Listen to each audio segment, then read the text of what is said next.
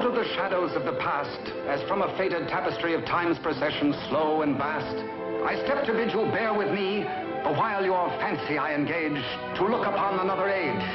An age when on the human tide the plumed wave of chivalry rose to its summit, sweeping wide across a nation's mighty sea. France never shone a brighter power than in this high, romantic hour. So come with me to France of old, to fiery days when hearts beat high, when blood was young and hate was bold, and sword crossed sword to do or die. For love and honor gloried then, and friendship reached its peak with men. Friends were friends in those brave days. Athos, Porthos, Aramis, aye, graved our hearts with a mystic phrase, bound our lives with a mystic tie. Come, stir your soul with our ringing call of all for one, and one for all. Come on, come on, come on!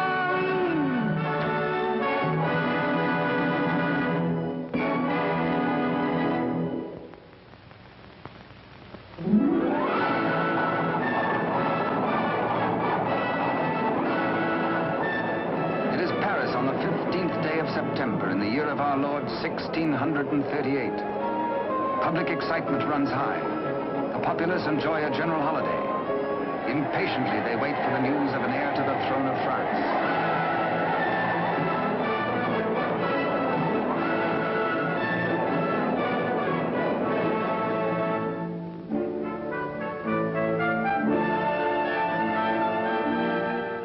His Majesty Louis XIII, King of France.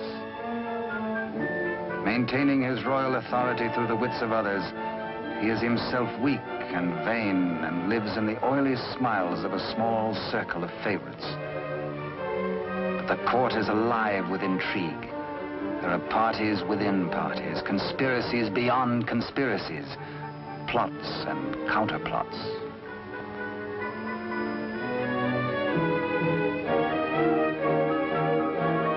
His Eminence, Monseigneur the Cardinal, Duc de Richelieu. He is the greatest statesman of the day and manipulates the strings which guide the king. His is the real power, subtle, cunning, and often ruthless. Still, no one questions his devotion to the glorious kingdom of France.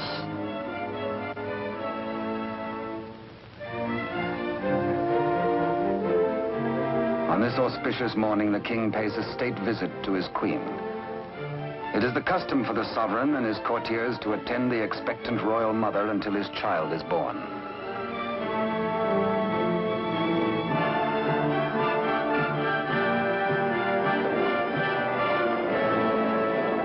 D'Artagnan, of the King's Musketeers.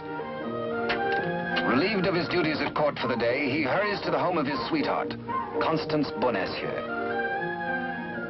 Constance is seamstress to the Queen and is expected at the palace, so she cannot tarry long.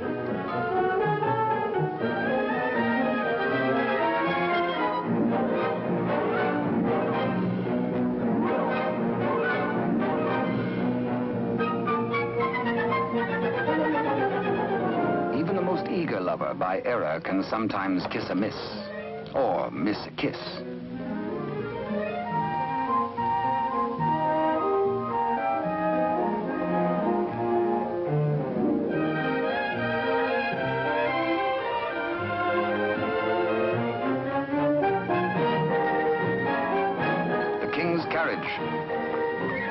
It arrives for Constance. She carries an infant's layette in a crocheted basket for the Queen. One kiss, one caress.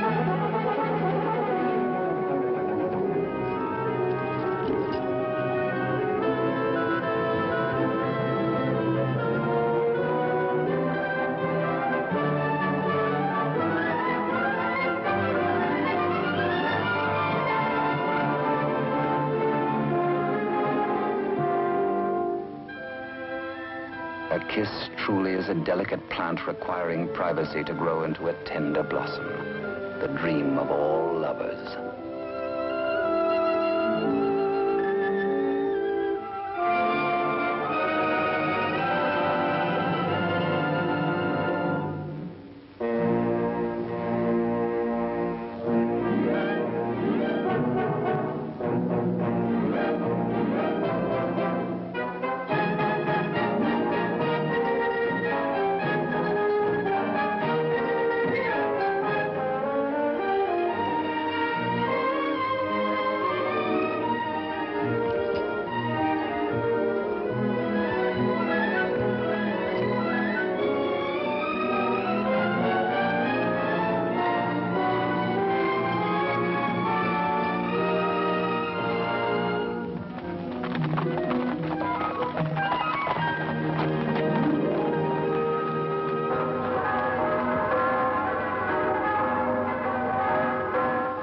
The Cathedral of Notre Dame remind D'Artagnan of his friend and fellow musketeer, Aramis.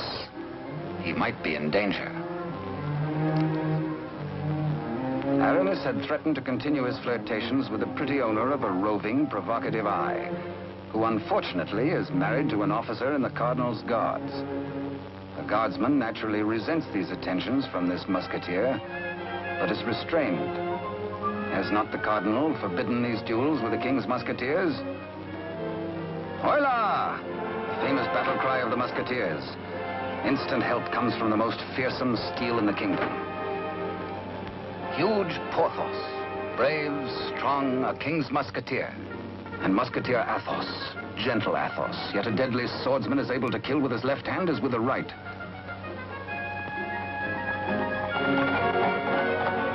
D'Artagnan!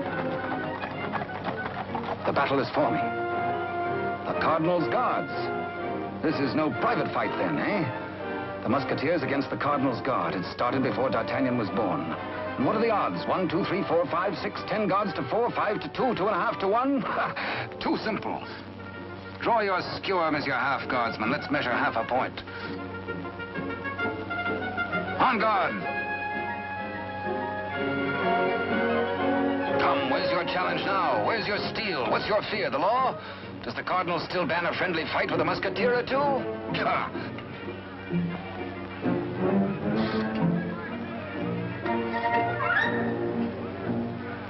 Porthos, as always, is thirsty. He has capacity. D'Artagnan, with his quicker eye, has a more bountiful drinking source.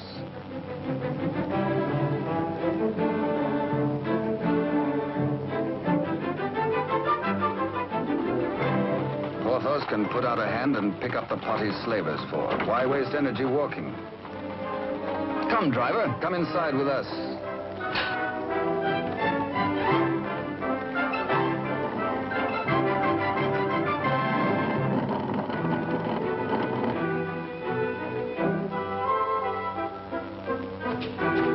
The old driver swears his wagon is damaged. His master will skin him. His horse is loose. He has a terrible wife. He has trouble. Everybody is mean to him. He has to be mean too. Ha ha! Now, take your temper out on me, good friend. Now, feel better? Now we can talk. I'll win you the price of your horse and more. Come, guardsman, I challenge you to game.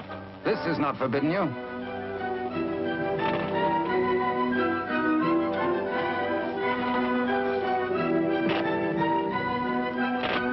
The dice are kind.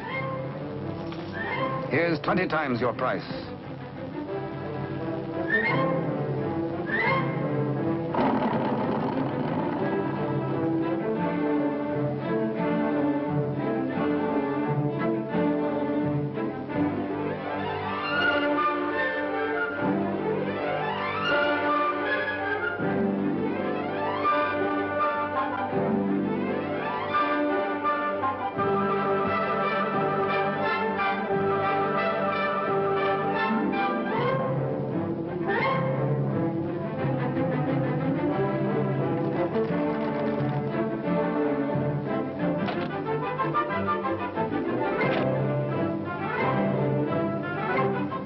Riding high, D'Artagnan returns to the dice game. Laughing and playing a while longer, he wins hands down from a fat-headed guardsman while waiting for the late evening rendezvous with Constance. Porthos, too, has women on his mind.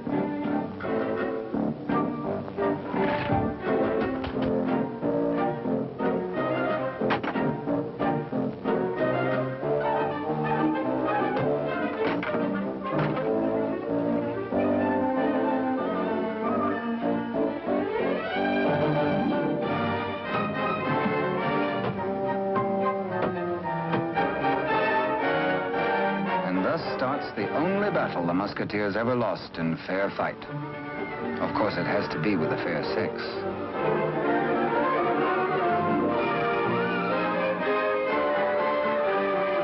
For the first time in his life, a panic-stricken Porthos screams a terrified, "Hola!" Athos hears him. Aramis springs bravely to the side of his comrades, and they flee together. But D'Artagnan hears only the pounding of a lover's heart. As the flood of battle at last sweeps close to him, he leaps to meet the foe and draws his swords. He will fight, yes? No, yes, no, he won't. Here, indeed, discretion is the better part of valor. Caught between the she-devils and the deep blue sea, they choose the water.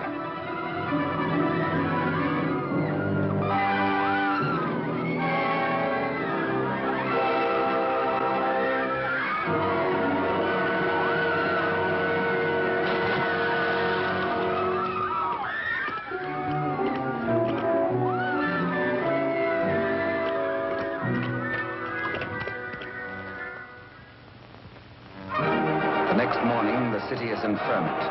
The pressure beyond the gates is so great that the people are admitted to the courtyard.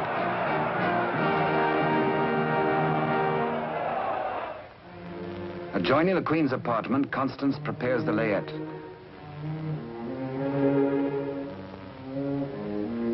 She is informed by Father Joseph, the Cardinal's trusted henchman, of the imminence of the royal birth.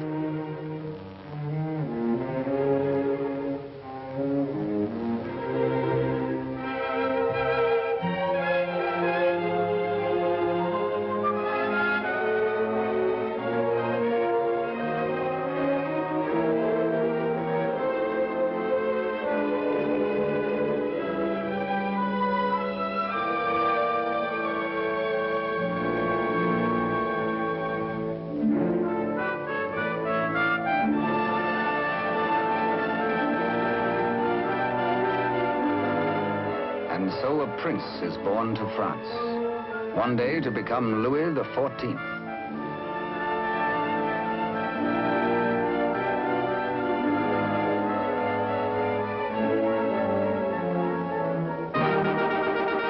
By ancient custom, his royal father presents him to the people.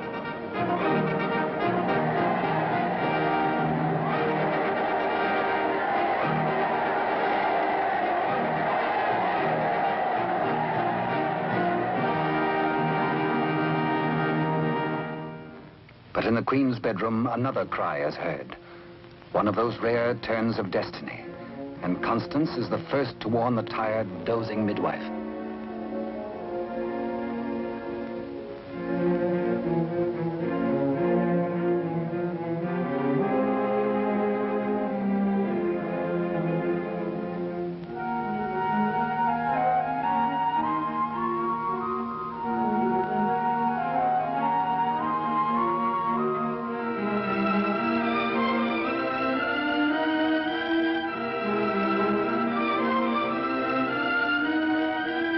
Father Joseph grasps the vast consequences of this extraordinary event. This news must be conveyed discreetly to Cardinal Richelieu before it gets abroad. He writes a message inside the wrapper of some medicine. He intends it for the Cardinal's eyes alone.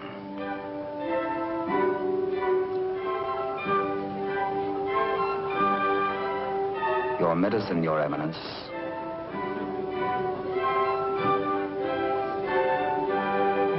Duke de Rochefort, conniving head of the most powerful faction in court, working always in self-interest against the king and cardinal, pretending loyalty to both.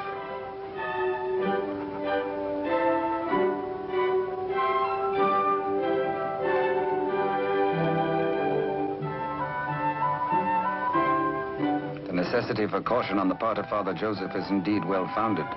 De Rochefort, having many times seen messages thus taken to his eminence, becomes inquisitive. He resolves by a simple trick to learn the secret passed to the cardinal. A substitution of scraps of paper.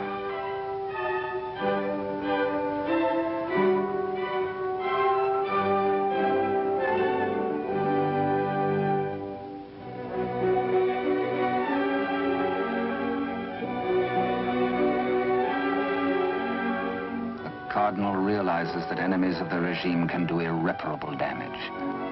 Two heirs to the throne. Two rival parties of courtiers. More quarrels, more bloodshed. Poor France, helpless, torn between two factions. The secret of the twins must indeed be forever guarded if France is to have peace, and if he, the cardinal, is to retain his power.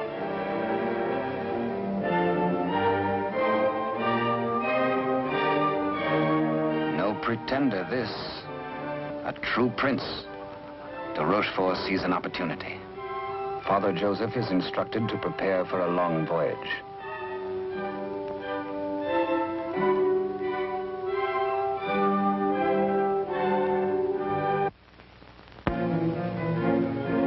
The cardinal has a plan.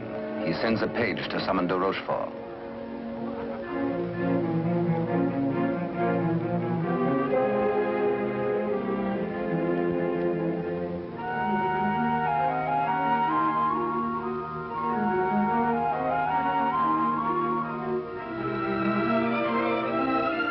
Aware that Constance shares possession of a great secret, one so sacred it might well spell the future of France, the cardinal charges her to keep her lips sealed.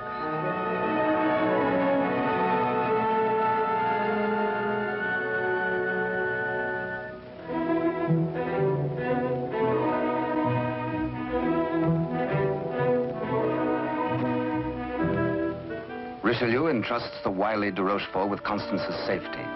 She must not be permitted to see anyone until further notice. The cardinal is not at liberty to tell his reasons, but de Rochefort is making his own plans.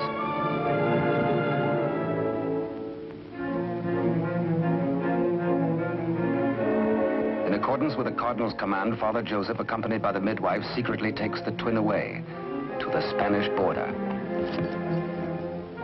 The child shall be raised as a commoner with no knowledge of his royal birth.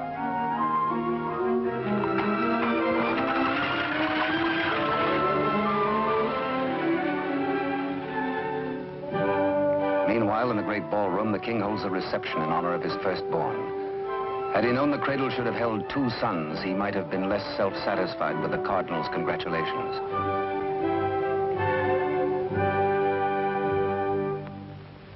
To the notorious Milady de Winter, de Rochefort comes to reveal this chance of fate. The future of France may be in their hands. He tells her he will turn Constance over to her. She is to escort Constance to the convent of Saint-Guemel. There, force her to tell the whole of the cardinal's secret and plans. He will play one against the other, cardinal against king, for his own ambition.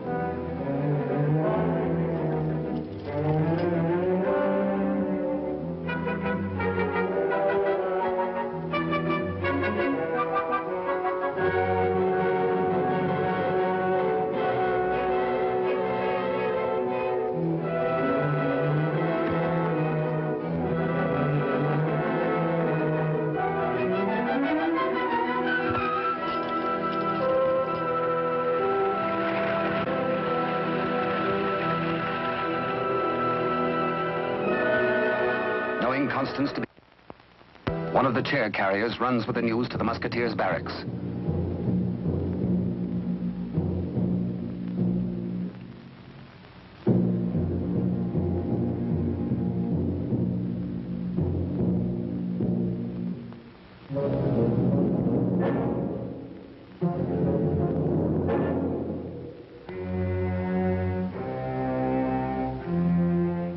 D'Artagnan, wake up!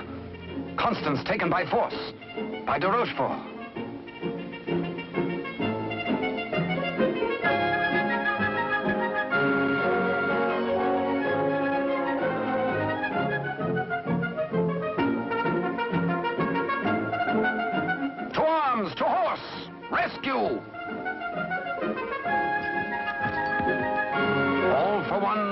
one for all, and hang the tack.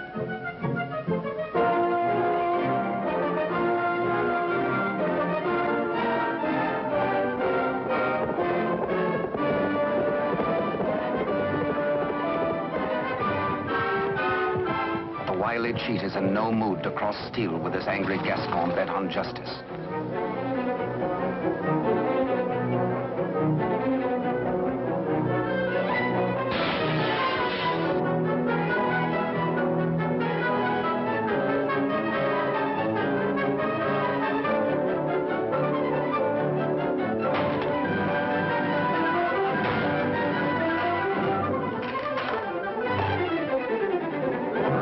Thugs are powerless to help.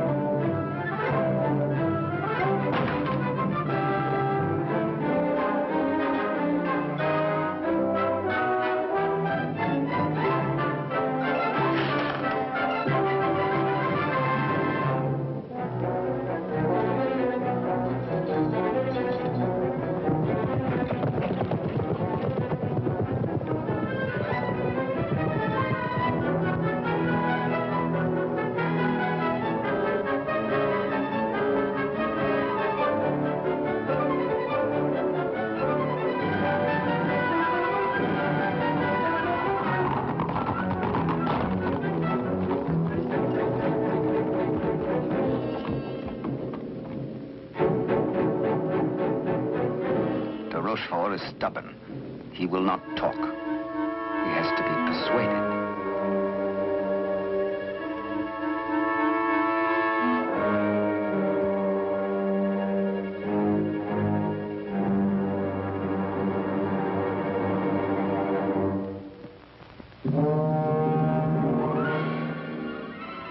The probe goes on. Where is she? Where is Constance? Talk or fall 200 feet to the bottom of the well. Talk or die.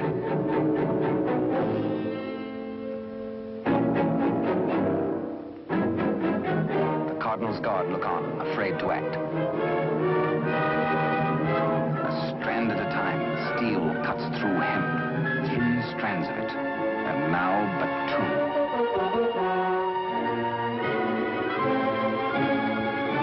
Now 1.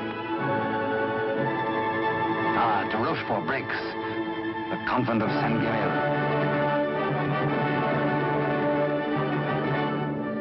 To the rescue!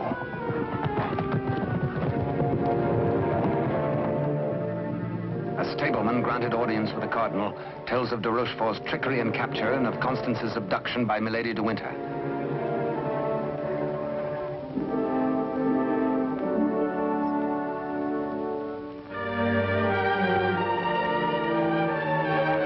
Richelieu and his escort reached the well to confront the Duke.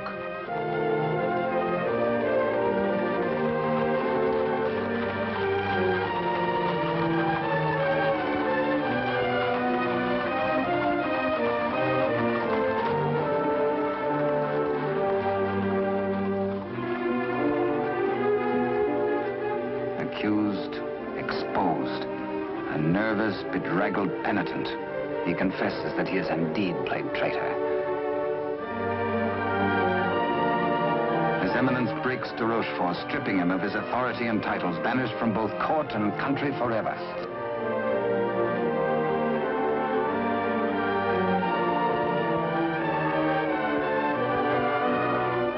Fearing for the safety of Constance, the Cardinal speeds in pursuit of Milady de Winter.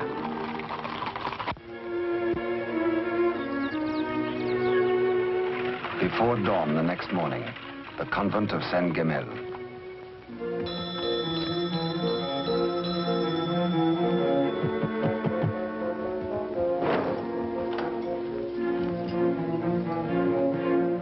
Milady de Winter assures the unsuspecting nuns her prisoner is an enemy of the state, to be confined to the convent on orders of the Cardinal.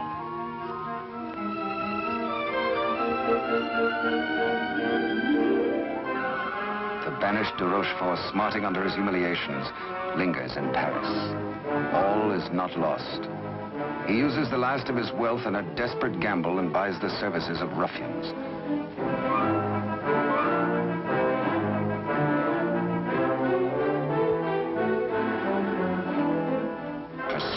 cardinal and assassinate him. Next, find D'Artagnan and his three musketeer friends and put them to the sword.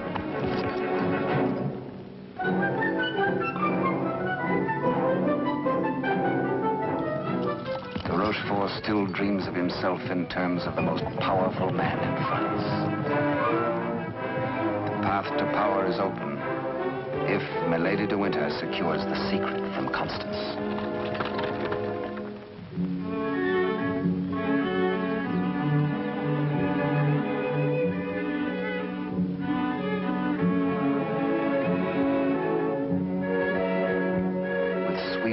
And honeyed entreaties, the unscrupulous Milady de Winter seeks to cajole Constance into telling all she knows.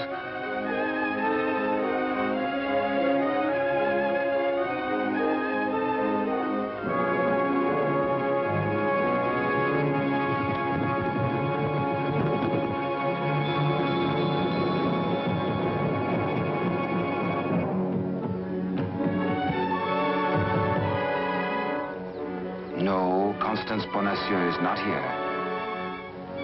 But he hears her voice.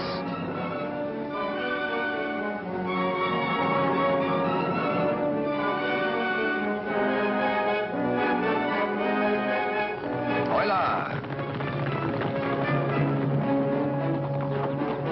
One for all and all for one.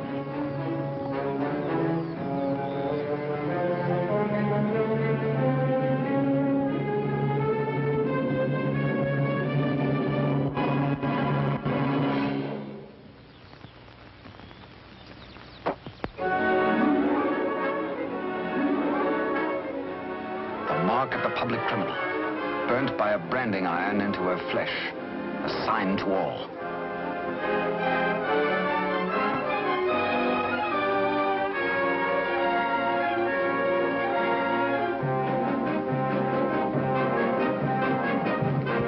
Exposed to Constance as a criminal, Milady de Winter is desperate. If caught thus in a second act of crime by the laws of France, Milady must face public execution.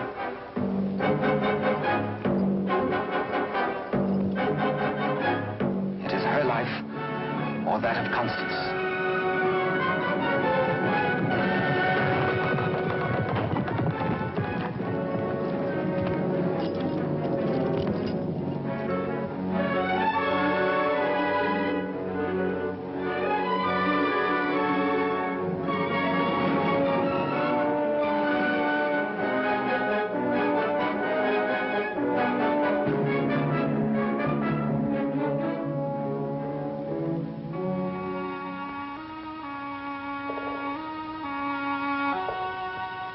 D'Artagnan hears Constance whisper that she loves him above all men. And then she murmurs three words, the other one, the other one.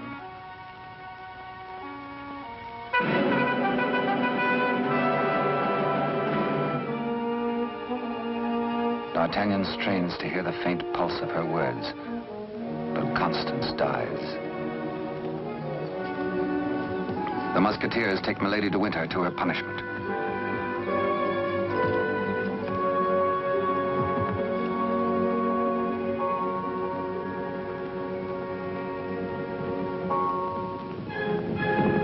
His Eminence the Cardinal has traveled through the night.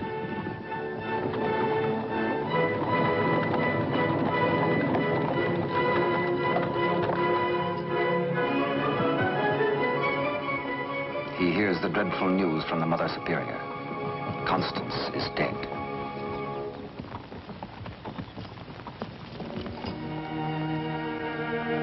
Faithful, loyal Constance.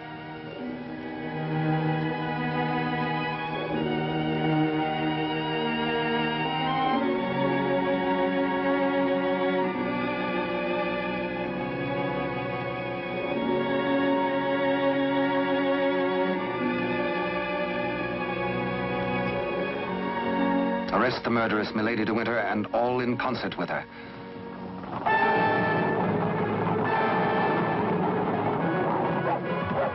The Three Musketeers, Athos, Porthos, and Aramis, enraged, take the law into their own hands and deliver the murderess to the public executioner and order her death.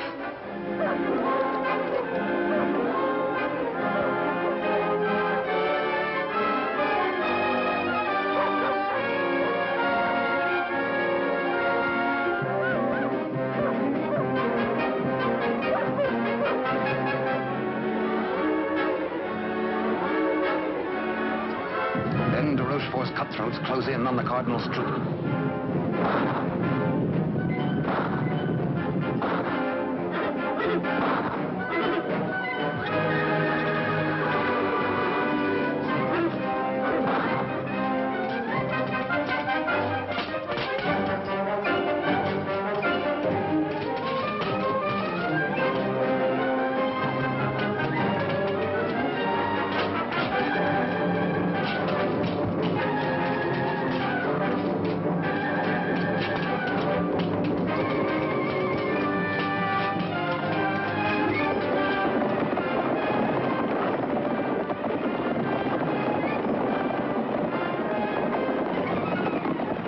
Some distance away, the Musketeers are captured by their deadliest rivals.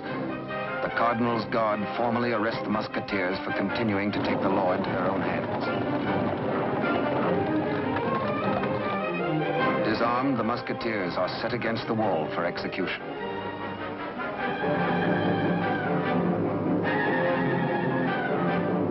Your guards would take the lives of my friends.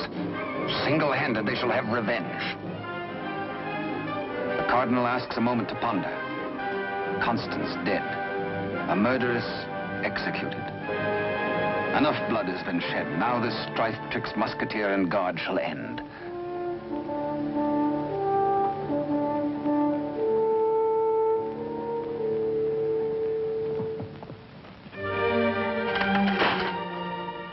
D'Artagnan's plea saves his friends, but there's to be a harsh penalty.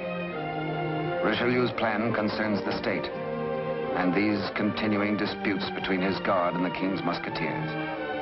The four Musketeers must separate, never to come together again on pain of death. His judgment, oh, a sorry day.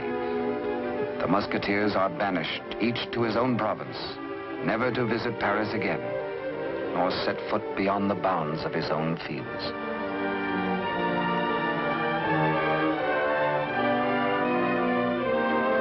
As for you, D'Artagnan, a splendid soldier, reliable, devoted too.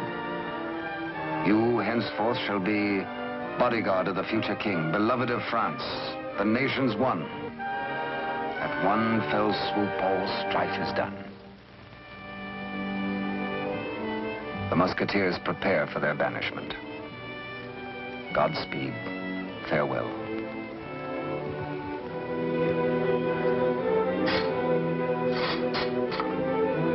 Eternal friendship, it shall not pall.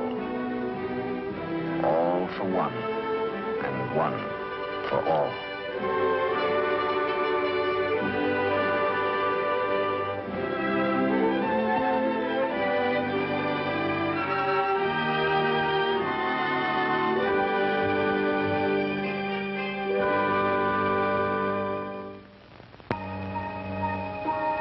5 years have passed. France is at peace. The infant prince grows to boyhood. Cardinal Richelieu, driven hard by the responsibilities of high office, lives in semi-retirement. And a royal father educates his son in courtly etiquette.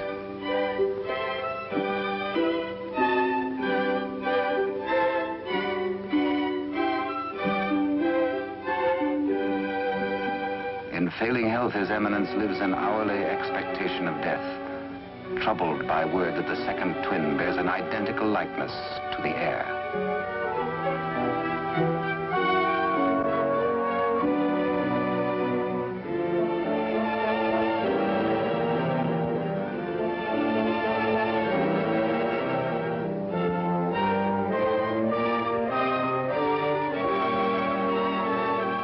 Dangers inherent are obvious and weigh heavily on the Cardinal's mind. He decides he must protect the prince somehow. His Eminence provides that the rightful twin may always be identified from the other. With the aid of the court jeweler, he caused a gold doubloon to be broken. The smaller piece hangs on a chain around the throat of the infant prince. And its mate he places about the neck of Captain D'Artagnan.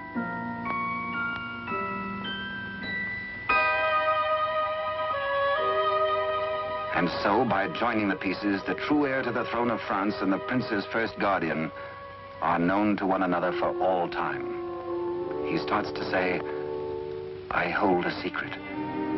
but the chill hand is upon him. The life spring ebbs, and the great voice is silenced.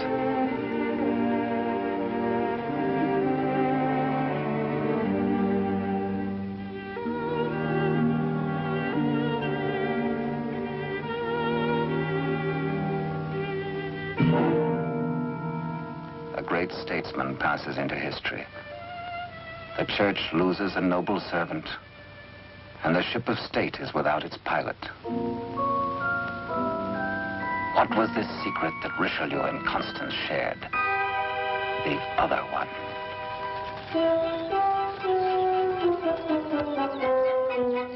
Across the Spanish border, the prince's twin brother is reared by servants of the late cardinal. The banished de Rochefort, living nearby, holds the twin under his very eye. He bides his time. He has only to wait patiently for the proper day.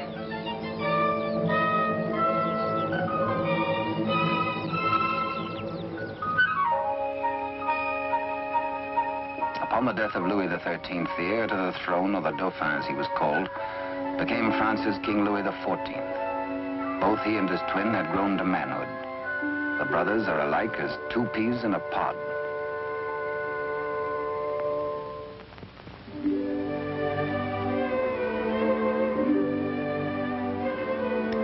Years have passed and more since Richelieu bent his iron will to break the bonds that held us four.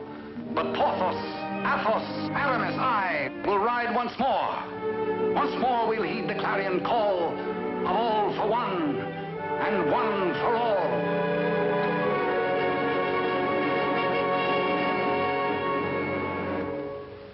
During the years, de Rochefort's connivings have brought the exiled twin under his control. Secretly, they have returned to Paris. De Rochefort has lavished upon the usurper the trappings of royalty, teaching him to copy even the handwriting of his brother, the king. Yet the quality of the spirit so generous in the king is replaced in the brother by hatred and viciousness.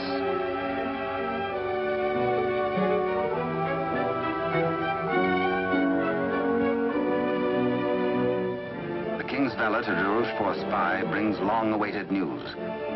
Within the week, an older D'Artagnan, after a lifetime of loyal service, will retire and leave the court. The young king will be without a bodyguard. Every detail of their plan has gone over. The map, the sentries to overpower, the secret approach to the royal apartment, the signals.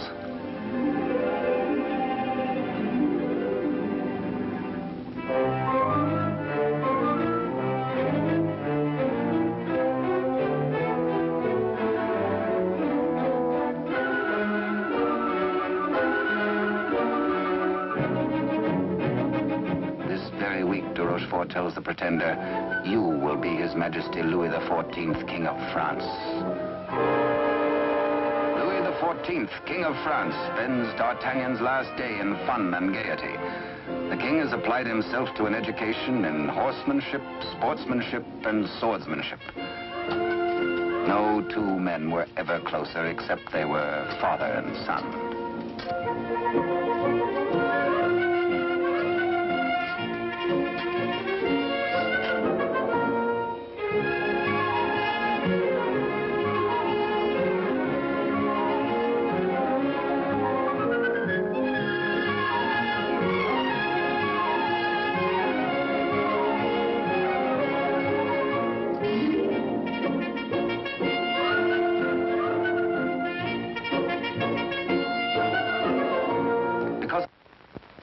Early, D'Artagnan enters the royal bedchamber to bid the king goodbye. Tonight he feels happy. His service is done. His king is secure. The state is safe. But by some odd premonition, the coins are matched on this final night of parting.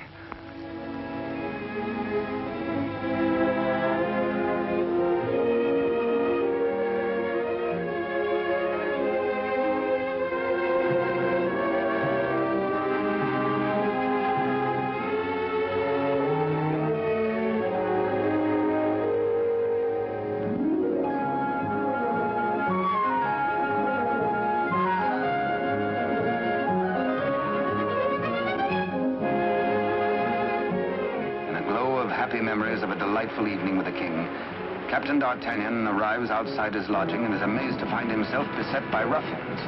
Angrily, the Gascon plans his battle. First, he deals with the dagger man decoy, sticks him with his own blade, throws the man's cape to the edge of an open sewer, places his own cape over the decoy's body and fires his own pistol. Aye, up, on to the balcony.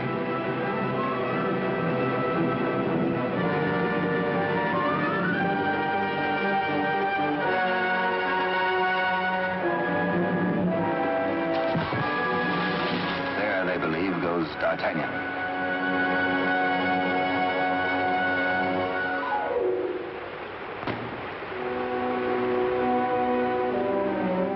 Thoughtful D'Artagnan returns to his lodging. For a peaceful man to be waylaid on a city street is something new. He had spent the evening with his king. He reflects. Has the palace discipline been slackening too? Sentries were not where they should have been. His soldierly heart is disturbed for the safety of his king.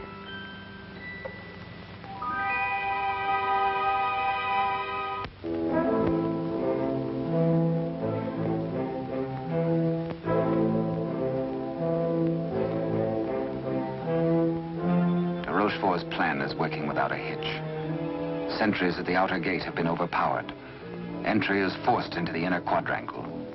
The palace is entered through a servant's postern leading to long-forgotten cellars. Success.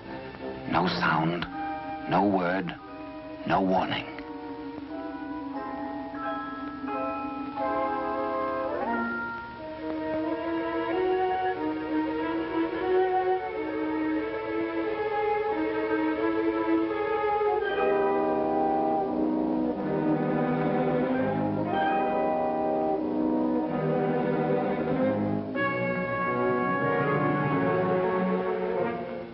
The pretender waits impatiently below for the deed which will make him king.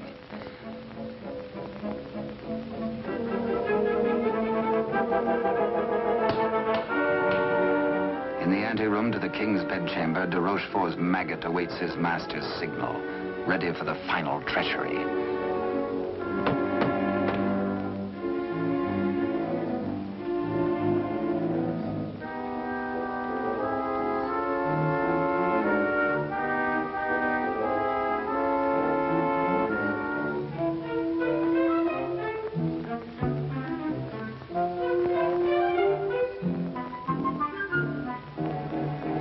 And a little after 11 o'clock on this fateful night, in one tragic moment, France loses her rightful king.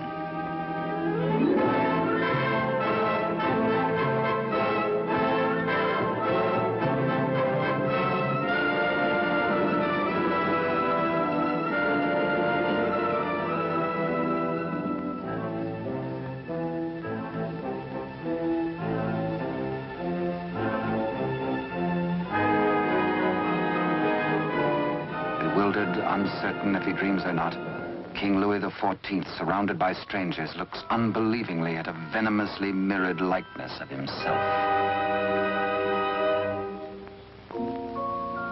The usurper watches his royal brother with a lifetime of hate.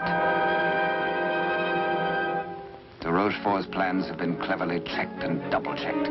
He means to hold the true king a prisoner as a threat over the head of the usurper should he rebel against his commands. At de Rochefort's order, his cohorts strip the king of his night attire and in exchange dress him in the usurper's clothes.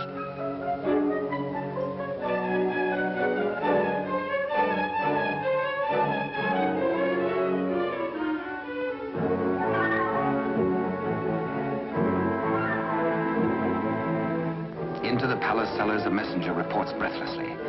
D'Artagnan is dead. His body thrown in the river. Complete triumph at last.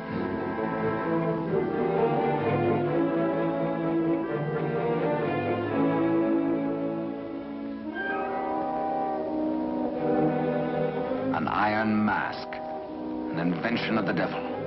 An iron mask, a prison within a prison, is placed over the head of the rightful King Louis XIV and locked at the neck, his countenance concealed from all men.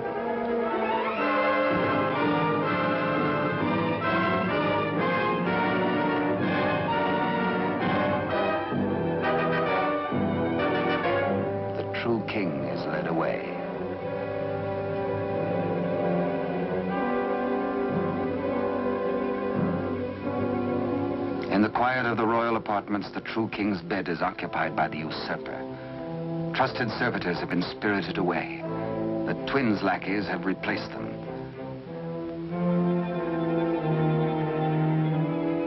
De Rochefort's plan is complete. Poor France. Ruled by a youth driven near to lunacy by a solitary childhood, by de Rochefort's lies, by his own poisoned dreams. Truly a madman.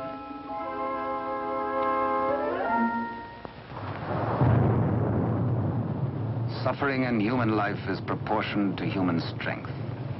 When the young king, stupefied and crushed, found himself led a prisoner to a cell in the Chateau Sainte Marguerite in the south of France, he fancied at first that death is like sleep and has its dreams. He believed himself to be a spectator, a palpable phantom of his own suffering. A torture the more terrible since it might be eternal. Eternal death. How can I have died? I am a king, yet not a king, enthroned upon a funereal couch. No, no, dear God, do not punish me who have done nothing. Why am I thus punished? Like a cloak, the chill of the dungeon falls upon his shoulders. So dwells the real Louis XIV in a living hell, to remain thus the rest of his days.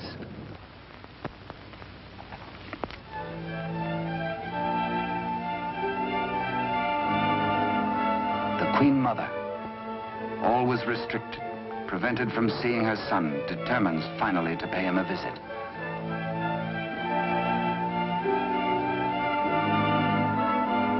In place of the affectionate and courtly Louis XIV, to her horror, she finds herself repulsed. Doubts, again doubts. What strange malady besets my son? She thinks again of the other one. De Rochefort hurries to the king's apartment, fearful that a mother's heart has sensed the truth. In pretense of humility, he asks the Queen Mother to leave affairs of state.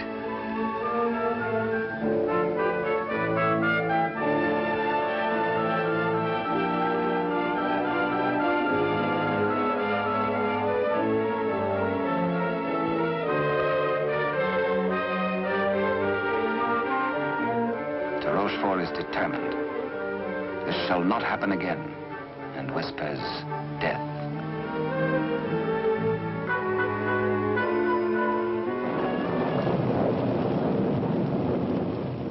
Day by day, night upon night, the prisoner prays for some way to get word to D'Artagnan. A heaven-sent fisherman hoves to.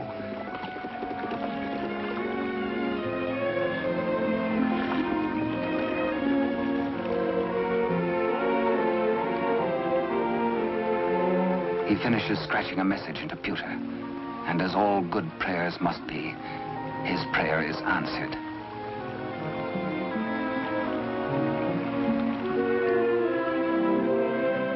Millet and mackerel are running, and then a catch, apparently from heaven.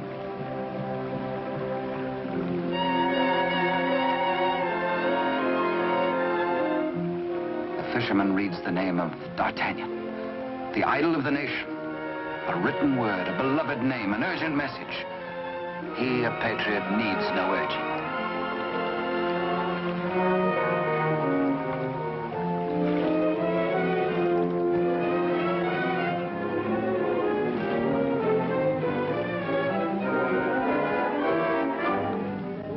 Paris goes about its daily affairs, unaware that its rightful king languishes in prison, and the Queen Mother herself faces death as the humble fisherman hastens to D'Artagnan's home. D'Artagnan stays on in Paris, and to his hurt amazement continually finds himself barred from the court. Day by day, week by week, audience with the king has been refused him. The fisherman blurts his weird news. A story hard to believe. A lonely castle which D'Artagnan knows like the palm of his hand. A prisoner in an iron mask behind its bars. But the signature, an etching of a coin that fits his own exactly.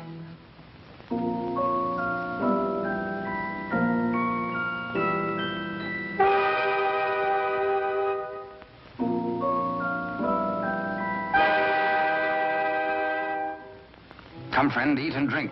There is business at last for me at the palace.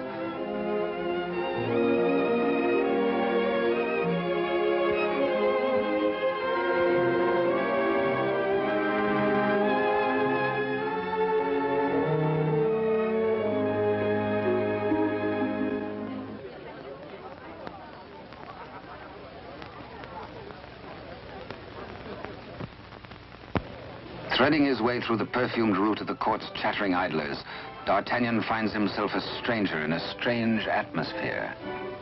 And there is reason, he thinks, for this curious tension. De Rochefort and the king. This cannot be the boy I helped nurture into manhood. This is not the face of my king. Those are not his hands that risked neither parried steel nor engaged a point. What's been happening at court? De Rochefort's back in favor, a disgraced exile once more sporting about the throne room in the king's presence. D'Artagnan is amazed and shocked. But a further shock is in store. A chain and coin is passed to de Rochefort. If he can believe his eyes, in all the years he served the king, they never left his royal person. He overhears a snatch of conversation. The other one. And suddenly he hears the dying voice of Constance. The other one. The other one.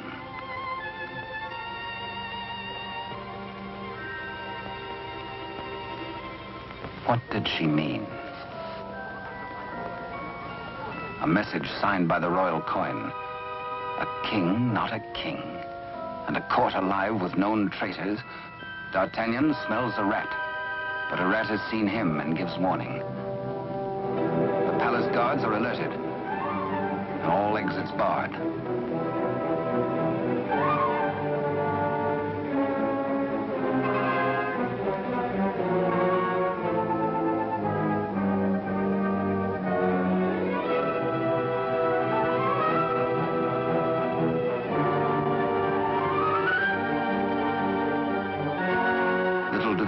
With a resourceful old musketeer.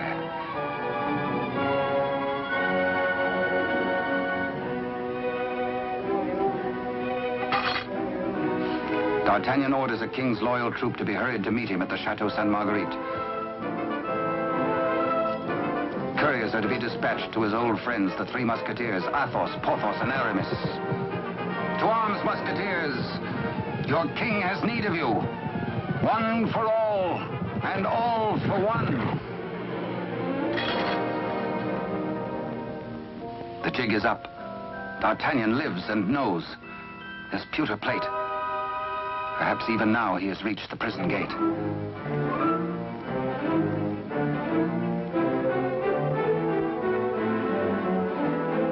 De Rochefort cannot believe his future lies in a common plate.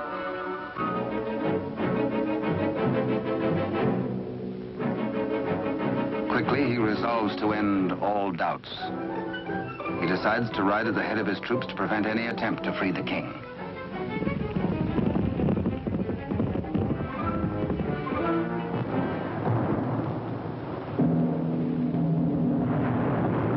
The puzzled D'Artagnan has reached the Chateau Sainte-Marguerite, certain that his comrades will join him.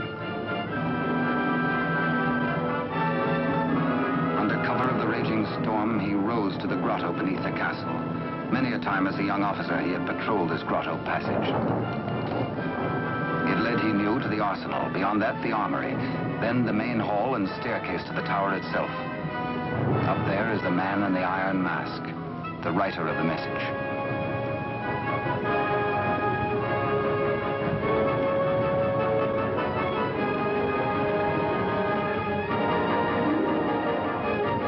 Astonishment, D'Artagnan finds the entrance to the arsenal is newly walled.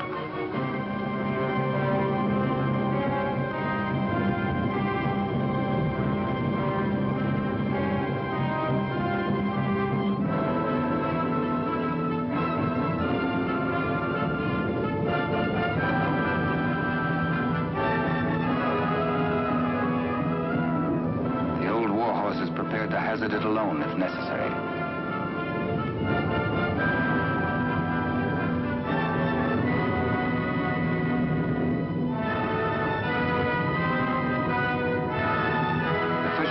turns to the opposite bank to await the arrival of help.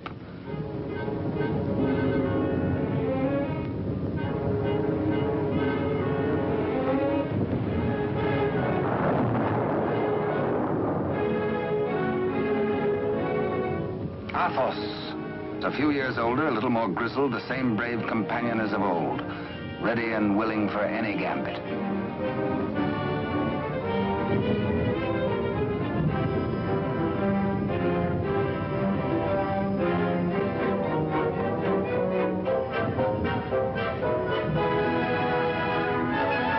And now Aramis.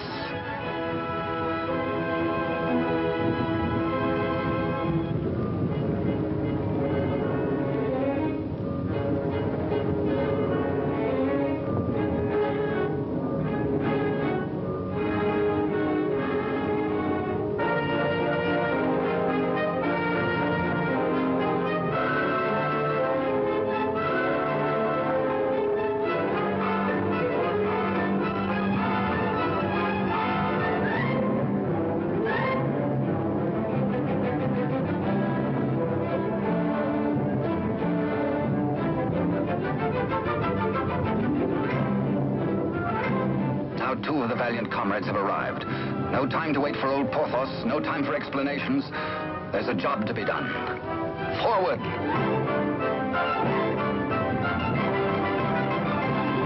Through the racks of gunpowder barrels to the main hall, and the tower staircase itself.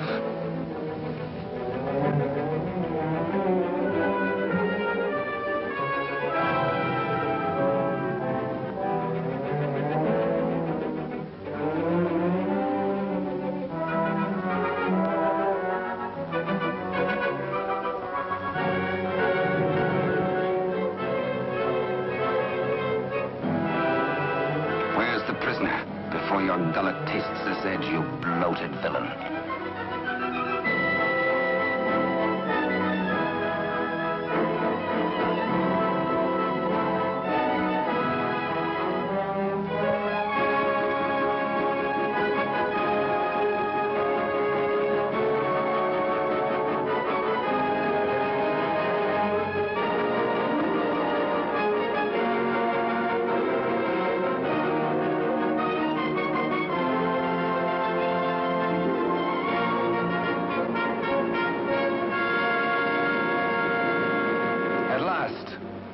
D'Artagnan knows the voice.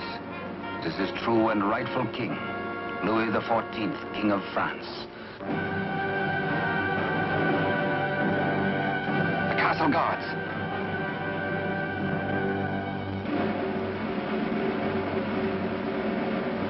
The challenge is met. Hola! The Musketeers fight together again.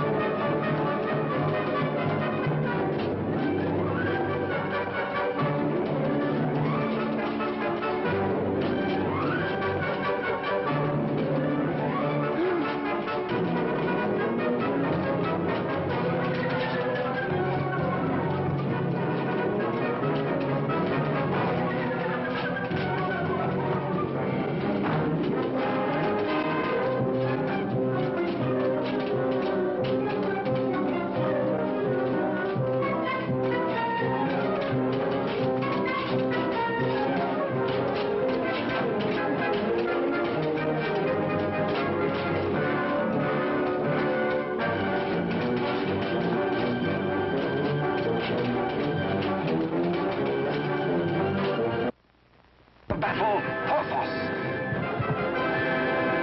A little late, but the more eager on that account, and thirsty as much for the sight of his companions as for a little drop of blood.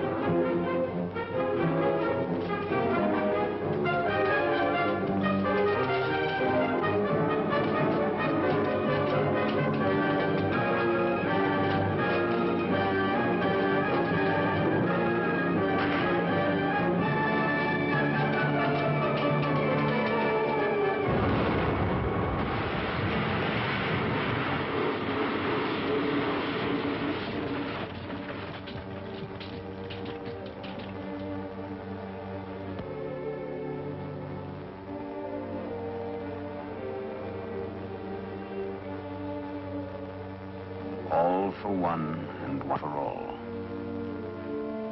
Be certain, cherished friends, that I shall wait for you. What good times we had together, eh?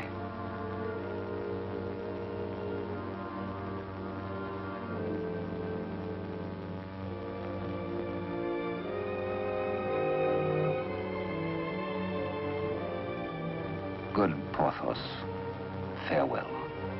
You died as you lived, for love of country, in the service of your king.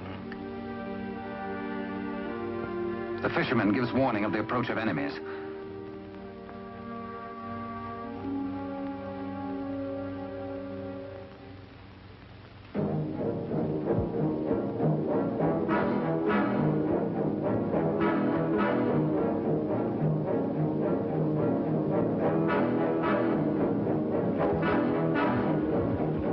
The Musketeers surround the king and gallop off to Paris. Rides hard in a last effort to keep his house from crumbling.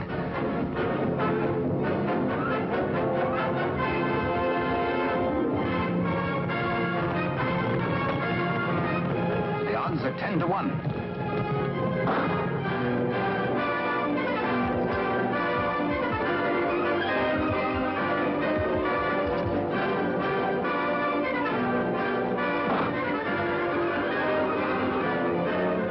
Your Majesty. On to Paris! Farewell, gallant Aramis. A traitor's bullet struck you down. Meanwhile, Athos crosses swords with de Rochefort.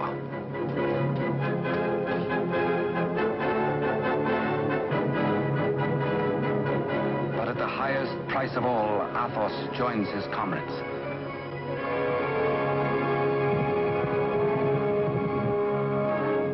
Without knowing his own peril, the half-wit, half-king entertains his royal mother at a palace luncheon.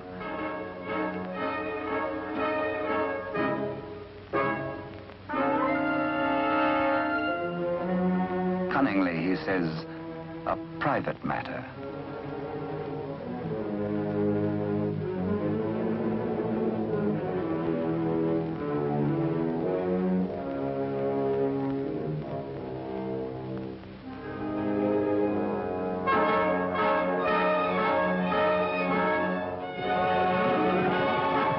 Troops from the palace, friends or foe? Friends. D'Artagnan breathes relief. The king is safe. God save the king!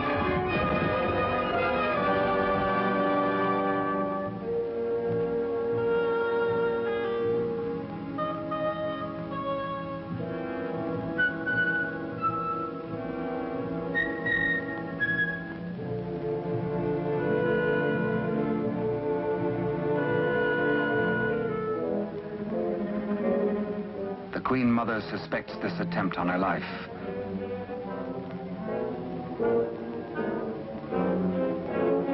The witch's brew, a subtle poison already responsible for many an agonizing death. Raise your glass, madam.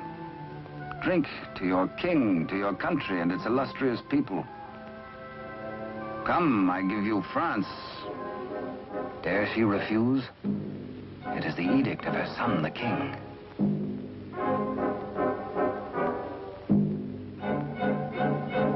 The toast, but a warning cry.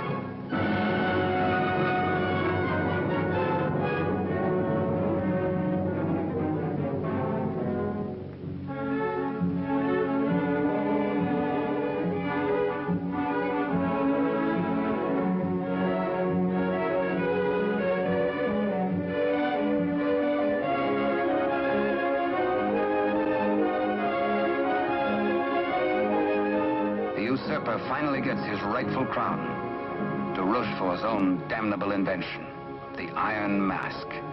His to the end of his days.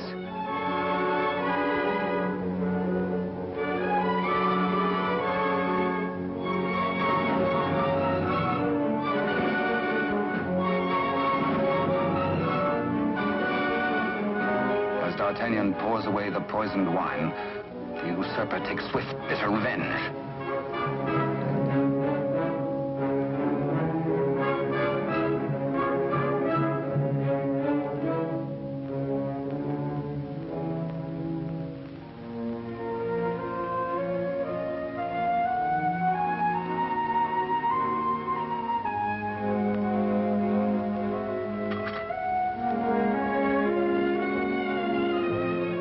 D'Artagnan knows himself mortally wounded, but allows no sign to mar the happiness of his king.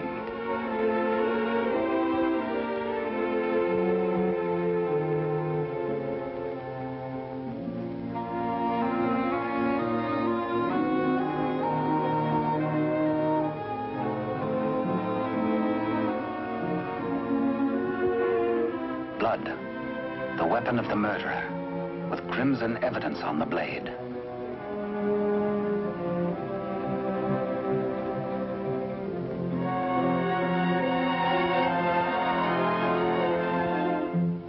Grateful Louis looks for Captain D'Artagnan to honor him with the baton of a Marshal of France.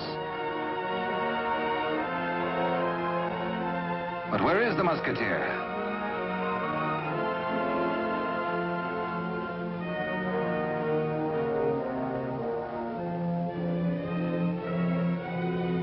The court resounds with the king's commands and his cry to find his friend and mentor. What a man may think when he knows of the approach of death is secret between himself and his maker. Perhaps the gallant Musketeer thinks most of his lost love of Constance, and of all the tender, lonely years kept warm by her memory. He dies in hope of faith that she might welcome him, that once again they might be one. How can they die, these bright ones? How may such energy, once released, be prisoned by earth or stone or grave? We die as we lived, say they, with life. And with life, how can there be death?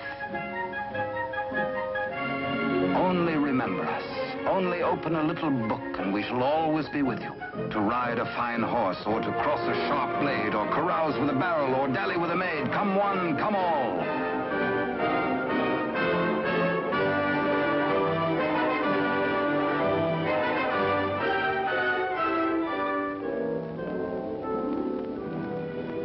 And so passed a brave and glorious man, in honor. Only think, and we live again. We live forever. For with us, now as ever, it's one for all, and all for one. And thus it was in France of old, in fiery days when hearts beat high, when blood was young and hate was bold, and sword crossed sword to do or die. For love and honor gloried then, when life was life, and men were men.